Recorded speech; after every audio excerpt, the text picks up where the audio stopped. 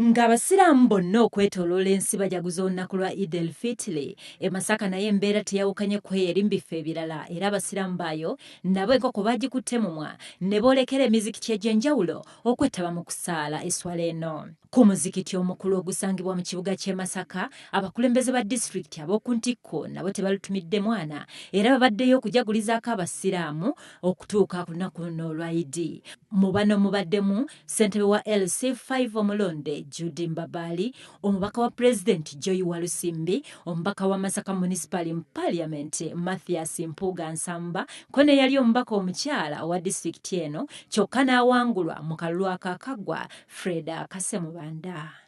Disitulikiti kaadi wa Masaka Sheikh Swaibu Ndugga asinzidde mu kusaala Eid eno ne yeekokkola abantu ba Ssekinnoomu baalumiriza nti beefunyiridde okuwamba era beddiza essomero ly'obusiraamu erya Bwala Muslim Primary School, wabula n'alabula nti bano batigiinyabbwa era bwe linaasajjuka nti beerinde kinaava mu y'ebiraka.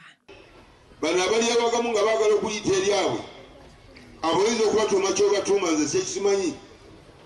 Essomero Bwala Muslim Primary School nze wenasomera mu 1989 ng'essomero likulemberwa omugenzi Malemu Sheikh Abdul Wahid Musoke ne Sharifu Hassan Sumu ne Sharifu Abdul Qadir Jufri ne Sharifu Ali Hinduwan nga ssomero lya busiraamu.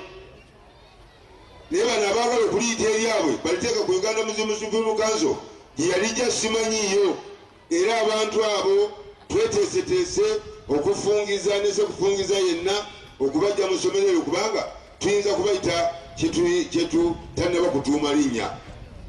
Ono era alabudde abakuumaddembe okukoma ku bantu abagufudde omuze okugendanga nga bawamba emizikiti ne bagyekomya, n'akiggumiza nti bannyini gyo bwe banaatandika okwerwanako ennamusa ya kutuuka ku nnyooge. Kinajjukirwa nti gye buvuddeko waliwo emizikiti ebiri okuli ogw'ekyazanga mu